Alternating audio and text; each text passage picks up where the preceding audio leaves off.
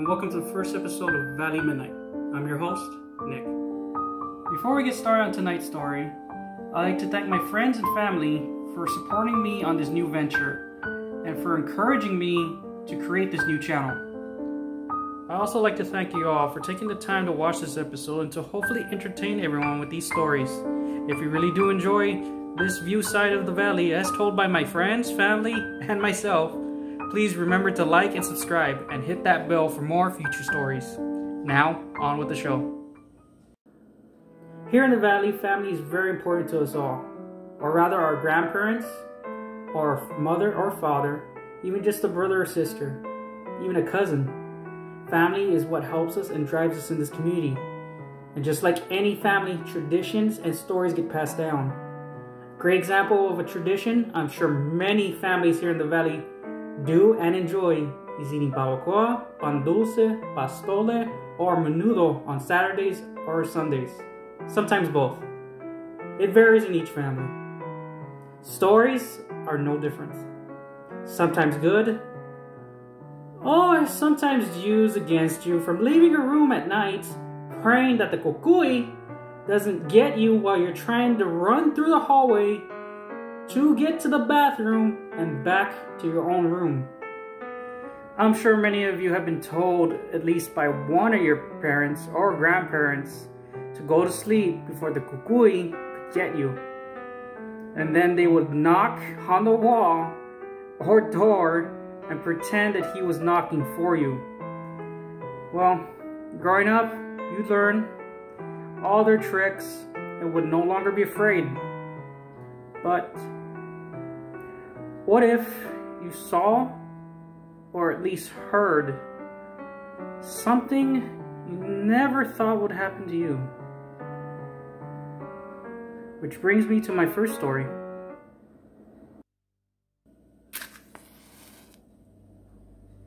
A midnight run.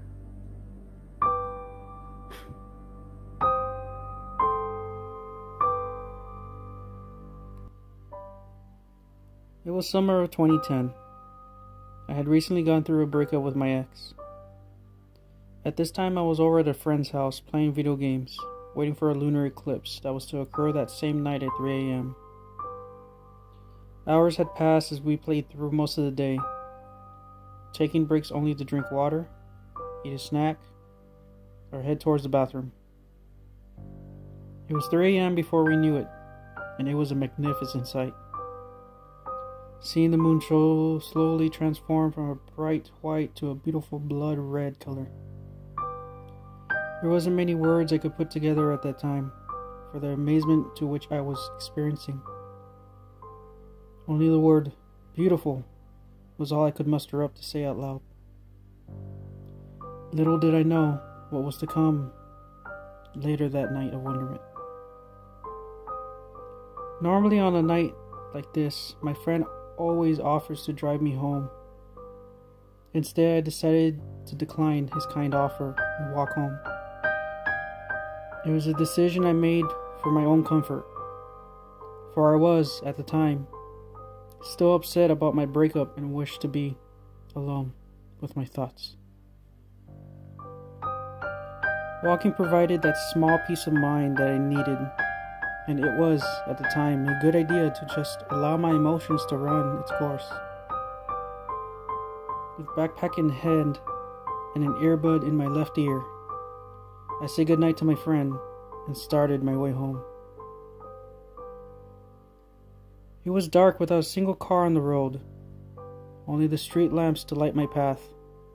I, of course, walked the same route for so long, knew it would take me at least 45 to an hour to get home, depending on traffic. To get home, I would cut through the middle school, pass by the elementary school behind it, towards a canal leading up to the city park. Once arriving at the park, I noticed something rather odd. There were no lights on. The park was completely pitch black, with only the moon providing very little light. It was quiet. only the sound of my heart beating as I began to put my earbuds away. Why are they off? I said to myself, knowing that they were always on at this time. I could see lights. They're still on in town, just across the park, up the steep hill and over the bridge. I shrugged my backpack in place while tightly holding the straps with both hands. Forward, I softly said, forcing my legs to continue moving. It was still quiet. No crickets, no birds. Not even that very annoying whistle of that tiny frog that's always right by your window at night.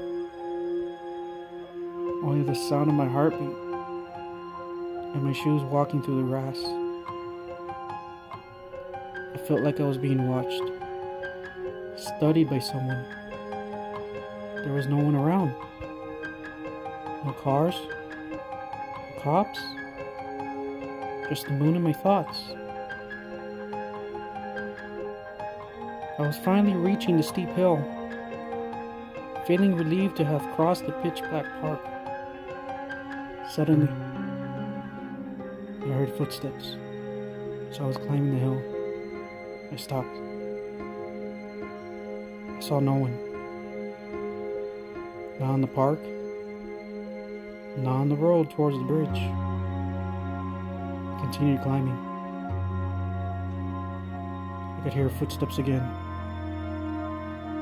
This time I reached the top of the hill, onto the sidewalk path leading to the bridge, quietly standing still. No one around. It was getting louder. Where is it? Louder. Is it behind me? Louder. To the right, down the road. Louder. No, to the bridge. Louder. There's no one there. How can... And then I saw it. Heard it? How to explain? I could see no one in front of me, but there on the road, I could see gravel moving, and I heard the sound of footsteps running on it. There was no one, yet I can see and hear footsteps on the road heading towards me, till they finally passed right by me. I ran across the bridge into town where the lights were on, but I didn't stop. I didn't stop at the subway. I didn't stop at the stock show. I didn't stop till I got home inside my apartment. My family was asleep, and my legs were heavy. I drank some water but nearly choked. What did I see? What did I hear? I couldn't think. I went to bed, but I didn't sleep. Just looked out the window so I could see the night sky turn blue. And then, nothing. That was the night I finally admitted that I believed in ghosts. Any skepticism that I had, for as long as I could remember, was finally broken. That kid that had an answer for everything and anything was gone. Even when my family was being followed for a very, very long time. But that's for other stories.